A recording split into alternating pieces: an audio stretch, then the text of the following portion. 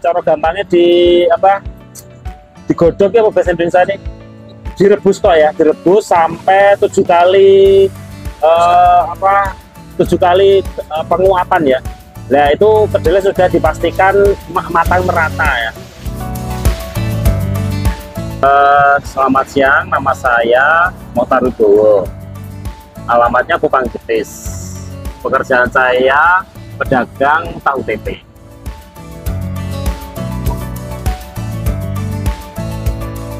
Sekarang mendirikan UD Tahu Segar sebagai usaha dagang saya setiap hari.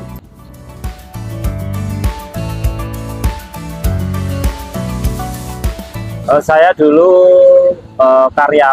karyawan tapi tidak di Indonesia. Saya pernah ke luar negeri, tapi karena saya mempunyai istri seorang pedagang tahu tempe, jadi saya ikut mengembangkan usaha istri saya.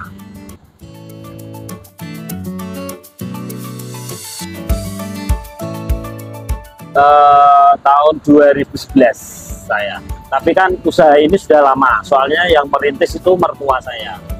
Itu berjalan sekitar sudah 15 tahun lebih lah.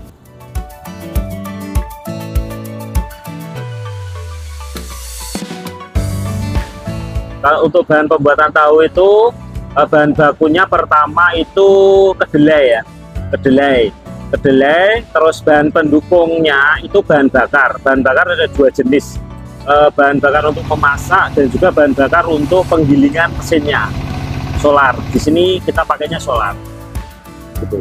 Terus air ya gitu toh.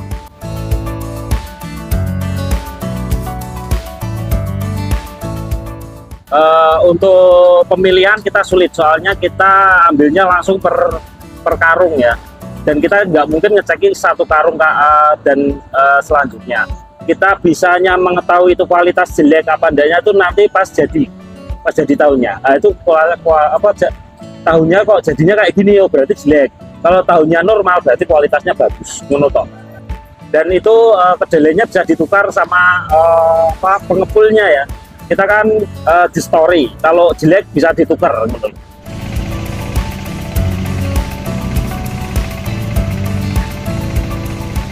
Untuk pembuatannya lama, jelas lama ya. Karena pertama harus merendam kedelai dulu, itu minimal 3 jam. Satu masaknya ya, kita berbicara satu masak dulu. Itu 3 jam direndam, terus baru digiling. Digiling itu sekitar 10 menit. Setelah itu baru dimasak. Masak itu cara gampangnya digodok ya bahasa Indonesia ini, direbus toh ya, direbus sampai 7 kali 7 kali penguapan ya. Nah itu kedelai sudah dipastikan matang merata ya. Nah setelah itu baru disaring, terus dikasih bumbu pengental biar kental. Soalnya kalau nggak dikasih bumbu kental dia jadinya susu kedelai ya. Terus baru dicetak. Itu satu masanya standar pro yang sudah biasa itu sekitar 45 menit. Jadi satu masanya sekitar ya segitulah. Itu yang sudah pro ya. Kalau masih ajaran bisa 1 jam lebih.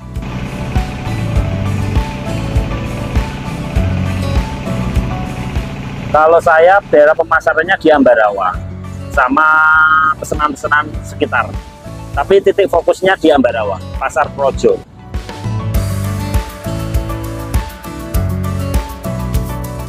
Kalau kedepannya mungkin apa ya, kalau saya sih lebih ke anu aja toh, kekurangan di pabrik ini gitu loh. Maksudnya kayak kita kurang, misalkan tenaga kerja. Nah itu kita kesulitannya itu karena harus ahli ya. Di sini tenaga kerjanya harus ahli yang bisa. Nah untuk mengajari yang belum ahli ke ahli itu loh yang pengen saya piye carane, mungkin ada pembimbing atau apa gitu yang bisa membuat tahu yang bagus ya, yang bagus loh ya. Soalnya asal-asalan buat aja juga bisa, tapi hasilnya bu.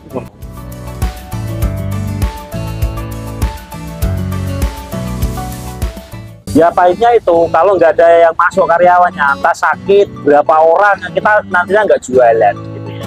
Itu susahnya di sini.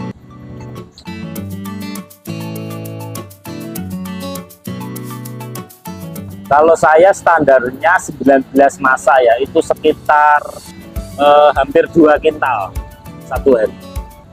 Hampir ya.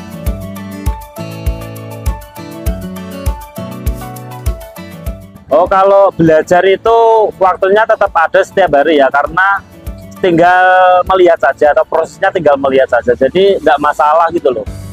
Sambil tanya-tanya gitu nggak masalah. Soalnya tidak mengganggu.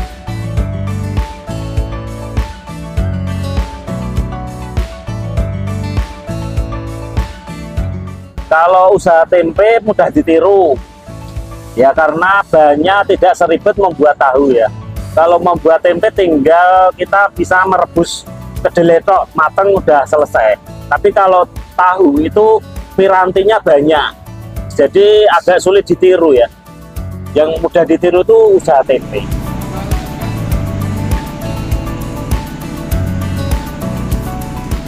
Yang persiapannya yang jelas harus punya pengalaman di bidang tahu sama tempe. Soalnya untuk menghasilkan tahu sama tempe yang bagus itu membutuhkan waktu lama dalam hal pengalaman. Soalnya kalau lihat buat itu mungkin bisa, tapi nanti kalau sudah ke fermentasi atau sudah ke pencetakan itu hasil bagus dan tidaknya itu baru kelihatan gitu loh. Jadi harus tahu betul, oh ini, oh kelemahannya di sini, penanggulangannya di sini, solusinya seperti ini. Kalau itu pengalaman yang berbicara.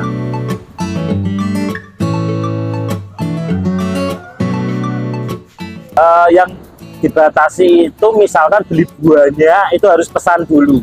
Soalnya kita punya langganan ya, langganan setiap hari kita ngambilnya berapa itu yang harus kita pasoi terus. Jadi kalau cuman beli berapa enggak masalah, it's okay. Tapi kalau misalnya beli buahnya lah itu harus beli harus pesan dulu. Seperti itu toh.